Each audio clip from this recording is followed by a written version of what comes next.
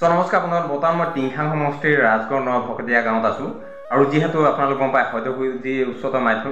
মাধ্যমিক চূড়ান্ত পৰীক্ষাৰ ফলাফল খুব ধুনীয়াকৈ বিশেষকৈ আমাৰ সমাজবিলাকত বিয়পি পৰিলে আৰু যাৰ কাৰণে এই আমাৰ গ্ৰামাঞ্চলত সোমাই থকা বা আমাৰ বাগিচা অঞ্চলত সোমাই থকা যিবিলাক ধ্ৰুৱতৰা সেই ধ্ৰুৱতৰাসকলক আমি বিচাৰি বিশেষকৈ অসম জনজাতি ছাত্ৰ সন্থা ৰাজগড় শাখাৰ পৰা আমি এটা অভিযান আৰম্ভ কৰিছিলোঁ আৰু সেই মৰ্মে বিশেষকৈ বৰ্তমান মই ৰাজগড়ৰ যি নভকতীয়া গাঁৱত আছোঁ আৰু ইয়াত এগৰাকী ভণ্টিয়ে খুব ধুনীয়াকৈ এবাৰ ৰিজাল্ট আনিবৰ কাৰণে সক্ষম হৈছে যাৰ কাৰণে কেৱল মাত্ৰ সেইখন ঘৰে নহয় সেই ভণ্টিগৰাকীয়ে নহয় সেই অঞ্চল বা সমষ্টিবাসীয়ে এটা গৌৰৱ অনুভৱ কৰিছে চ' মই ইয়াত আহিলোঁ আৰু ভণ্টিগৰাকী কিছু অভিনন্দন জনাবলৈ আমি অলপ চেষ্টা কৰিলোঁ চ' পোনপ্ৰথমে ইয়াত ভণ্টিগৰাকীক চিনাই কৰি আছোঁ এইফালে ভণ্টি আছে এইফালে পিতৃ মাতৃ আছে এইফালে আমাৰ ৰাজগড় শাখাৰ সভাপতি মহোদয় আছে এইফালে আইতা আছে আৰু এইফালে আমাৰ নৰেশ আছে চ' আমি ইয়াত আহিলোঁ আৰু ইয়াত আহি পিনে ভণ্টিগৰাকীৰ যি মনৰ অনুভৱ সেই অনুভৱখিনি আপোনালোকক অলপ শ্বেয়াৰ কৰিবলৈ চেষ্টা কৰিম আৰু বিশেষকৈ আপোনালোকক মই কৈ আছোঁ যে এই ব্লগবিলাকত বিশেষকৈ মই কি দেখাবলৈ গৈ আছোঁ যে এই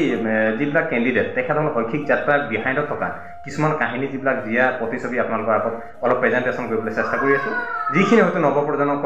ক'ৰবাত অলপ সহায় হ'ব পাৰে ক'ৰবাত অলপ সাহস হ'ব পাৰে ক'ৰবাত অলপ প্ৰেৰণা হ'ব পাৰে চ' মই পোনপ্ৰথমে ভণ্টিগৰাকীক চিনাইছোঁ ভণ্টি কেনে বাকী ভালে আছা অ'কে চ' ইমান ধুনীয়া এটা ৰিজাল্ট বিশেষকৈ এই ৰাজগড়বাসী বা আমাৰ টিংখাংবাসী বা আমাৰ সমষ্টিবাসীৰ কাৰণে খুব ধুনীয়া এটা গৌৰৱৰ কথা চ' এই শুভ মুহূৰ্তত তোমাৰ লগত যি শৈক্ষিক যাত্ৰা সমগ্ৰ কথাখিনি পাতিম চ' তাৰ আগত তোমাৰ নামটো এবাৰ আমাৰ যদি দৰ্শক ৰাইজক জনাই দিয়া নমস্কাৰ মোৰ নাম অদিতি দাস অ'কে চ' তুমি কোনখন স্কুলৰ পৰা এবাৰ মেট্ৰিক পাছ কৰিছা মই ৰাজগড় একাডেমি চেণ্টাৰৰ পৰা এবাৰ মেট্ৰিক ৰাজগড় একাডেমিৰ পৰা পাৰ্চেণ্টেজ কিমান আছে 90.17 চ' বন্ধুসকল ভাবক 90.1% আমাৰ এই টিংখাং সমষ্টিৰ এনেকুৱা এখন অঞ্চলৰ পৰা ইমান ধুনীয়াকৈ ওলাই আহিছে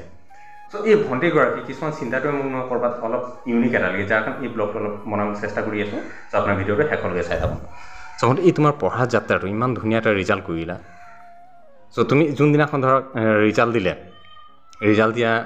যেতিয়া তোমাৰ ৰিজাল্টত নাম আহিলে যেতিয়া দেখিছা তোমাৰ নাম আহিছে তাত আৰু তোমাৰ গোটেই ৰিজাল্টৰ ফলাফলটো তাত আহিলে চ' সেই মমেণ্টটোত তোমাক কেনেকুৱা লাগিছে বহুত ভাল লাগিছিলে কিন্তু যিমান আশা কৰিছোঁ তাতকৈ অকণমান কম আছে মানে পাৰ্চেণ্টেজটো অ'কে মানে ভাল হ'ব লাগিছিলে আৰু বেটাৰ হ'ব লাগিছিলে কিন্তু ক'ৰবাত অকণমান এটা থাকি গ'ল হয় নাই চ' একো নাই বাৰু এইখিনি তথাপি যিমানখিনি কৰিছিলে যথেষ্টখিনি কৰিছা সমষ্টিবাসীৰ কাৰণে অঞ্চলবাসীৰ কাৰণে ঘৰখনৰ কাৰণে আৰু এই নৱপ্ৰজন্মৰ কাৰণে বহুত যথেষ্টখিনি তুমি কৰিছা চ' এই তোমাৰ পঢ়া যাত্ৰাটো চ' সেই মমেণ্টত তুমি কেনেকৈ আগুৱাই নিছিলে পঢ়াৰ ক্ষেত্ৰত পাপা আৰু মা দুজনৰে ছাপৰ্ট আছিলে লগতে টিচাৰবোৰক আছিলে অকণমান চ' এনেই ঘৰতে পঢ়াটো যেতিয়া মানে কৰি থাকোঁ তেতিয়াহ'লে পাপাই সেইদিনা চাই দিয়ে এনেকৈ কিবা ডাউট চাউট থাকিলে এনেকৈ ক্লিয়াৰ হয় এনেকৈ কৰি আছিলোঁ অ'কে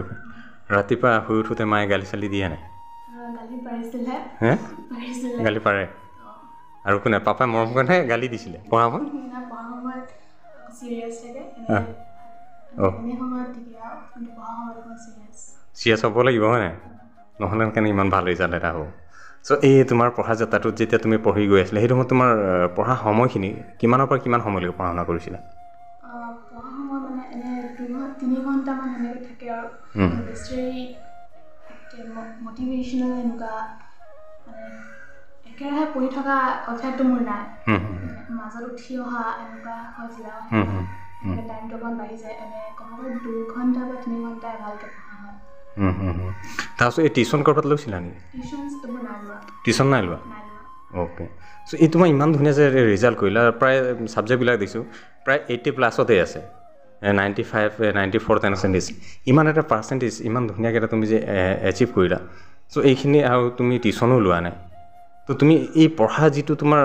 হয়তো ক'ৰবাত তুমি অন্য ষ্টুডেণ্টক তোমাৰ পঢ়া বা তোমাৰ মনোযোগিতাটো ক'ৰবাত অলপ বেলেগ এটা আছিলে চ' এই বস্তু তুমি কেনেধৰণৰ কৰিলা যদি অলপ আমাৰ ভিউৱাৰ্ছসকলক যদি জনাই দিয়া তেতিয়াহ'লে নৱপ্ৰজন্মৰ কাৰণেও ক'ৰবাত অলপ সহায়ক হ'ব পাৰে ছাপ'জ ফৰ এক্সাম্পল কিছুমান ষ্টুডেণ্ট এনেকুৱা থাকে কিছুমান তেখেতসকলে মানে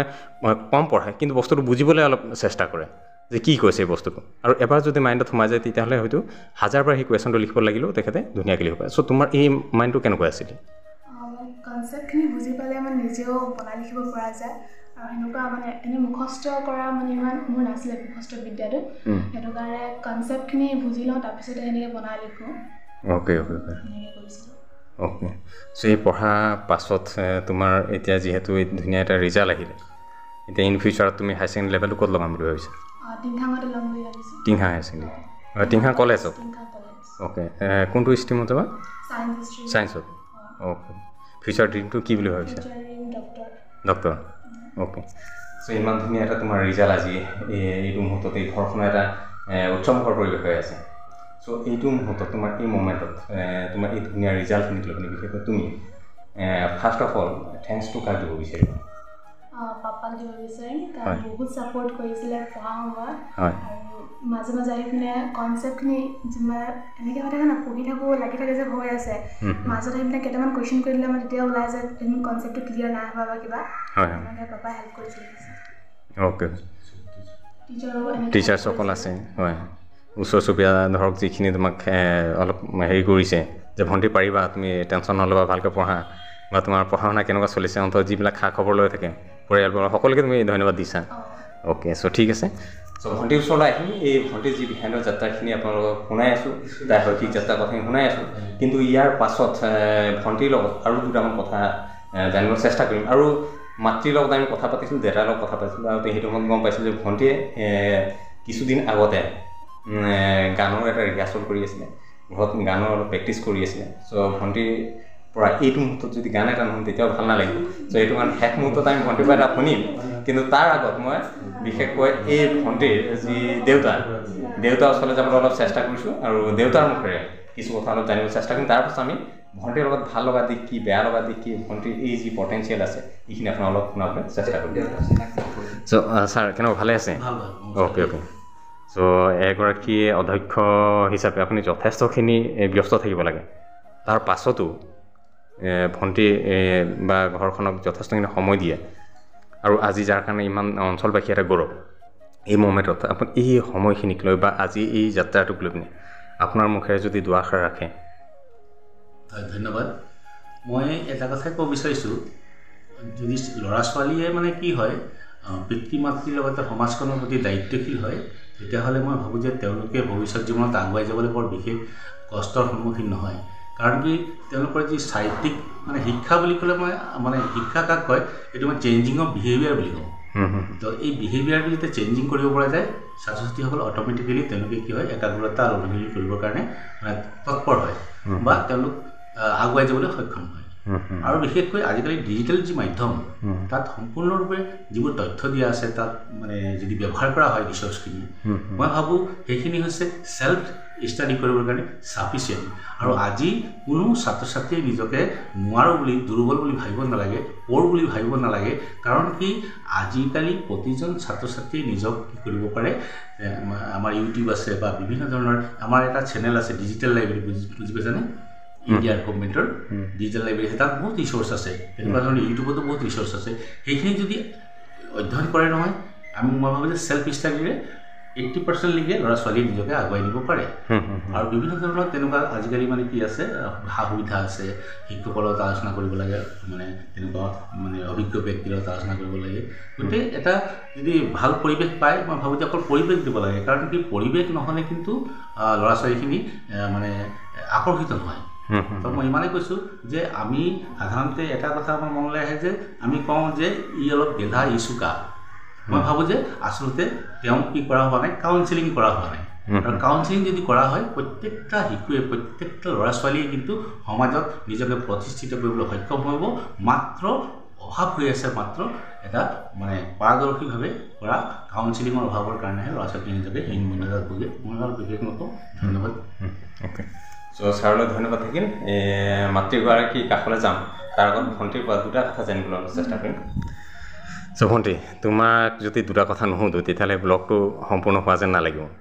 চ' তোমাৰ ভাল লগা দিশ কি মানে তোমাক কি কৰি ভাল লাগে ভাল লাগে নেচাৰৰ লগত টাইম স্পেণ্ড কৰিবলৈ ভাল লাগে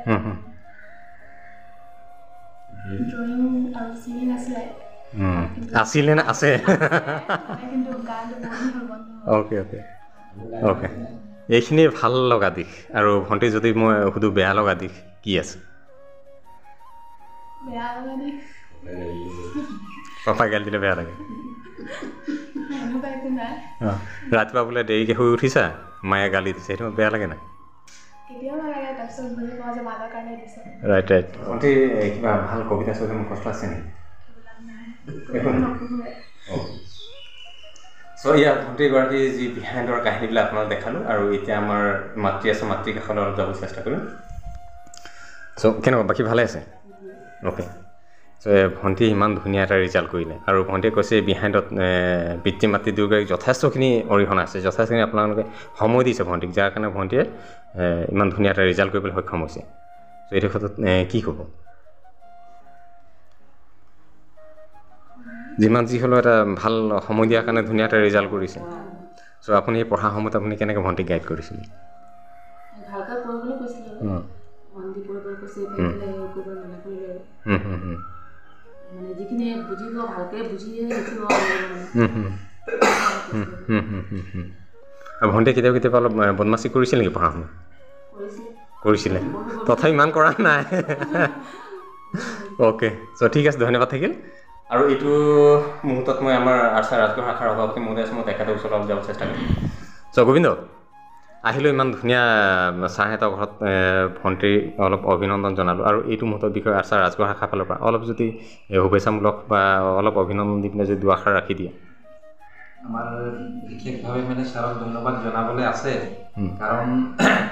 আজি আমি আৰ্চাৰ ৰাজগড় শাখাৰ তৰফৰ পৰা আহিলোঁ আৰু আমি ধৰ এই ৰিজাল্ট ঘোষণা কৰাৰ পাছৰে পৰা আমি তেনেকৈ চুকে কোণে ফুৰি আছোঁ আৰু আজি ৰাজগড় টাউনৰ কাষতে এই নভকটীয়া গাঁৱত আহিছোঁ আজি আমি ছাৰৰ ঘৰত আহিছোঁ ছাৰ আমাৰ দিল্লী নগৰ উচ্চতৰ মাধ্যমিক বিদ্যালয়ৰ অধ্যক্ষ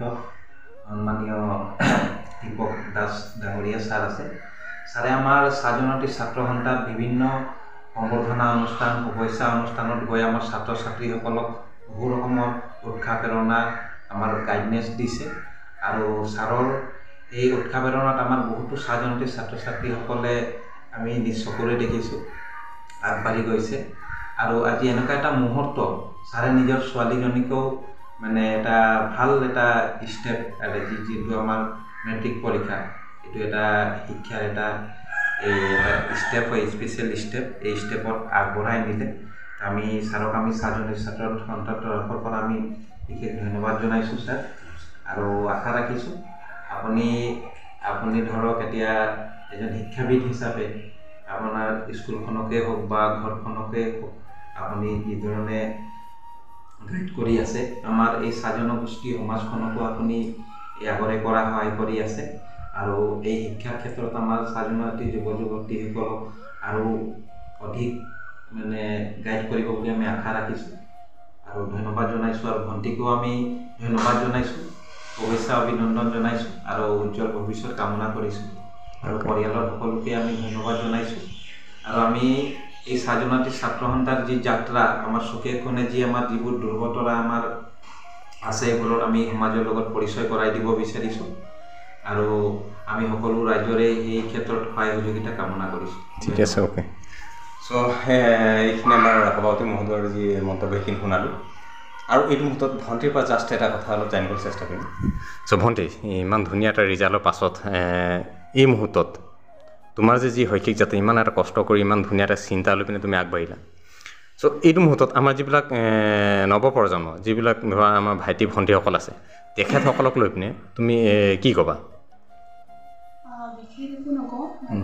অকল এটা কথাই ক'ব বিচাৰিম যে যি কৰিবা ভালকৈ কৰিবা আৰু নিজৰ কাৰণে নহয় গোটেই পৰিয়ালৰ বা সমষ্টিৰ কাৰণে কৰিব লাগে যাতে নামটো চবৰে হওক অ'কে অ'কে